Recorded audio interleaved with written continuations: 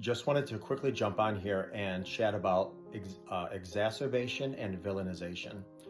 Oftentimes, on D-Day or closely after, shortly after, the partner who was betrayed will find out that their partner, their spouse, their significant other, told the most egregious things about them to the affair partner, to the point where you're like, you're just almost equally as stunned as finding out they were unfaithful. And I just want to say this, and again, none of my videos are about rationalization, excuses, justifications whatsoever, simply to understand.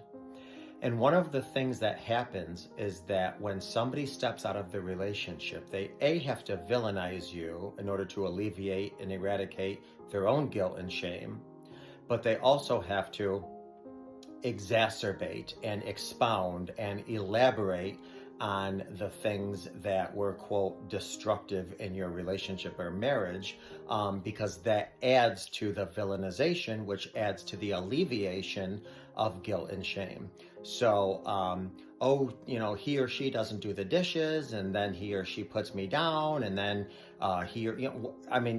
whatever. It could go on and on. Talking about he never gives me sex, or he never, whatever the case is. And you're listening to this or hearing all this or finding this out thinking, like, what in the world? And I always say this, listen, because let's be honest, 20%, give or take, about what was said could actually be accurate. Now, there's 80% that's been exacerbated, 80% that's been embellished upon, 80% it's a complete lie.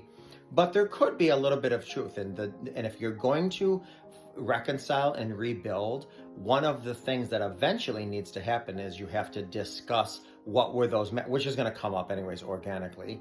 What were some of those things that did bother you within the relationship? And because I always say, we are 100% responsible for our own issues.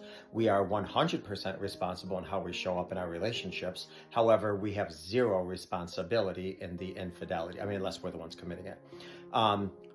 But having said that, when you start to do the work where you're 100%, responsible for how you showed up in the marriage or the relationship, that's when you have to do an internal audit and say, you know what, maybe I was a little unfair doing this. Maybe I did speak to them disrespectfully. Maybe I was unplugged or whatever. Not to say that you had, because you don't. You have zero responsibility in somebody's choices, behavior, decisions to step outside the relationship, period.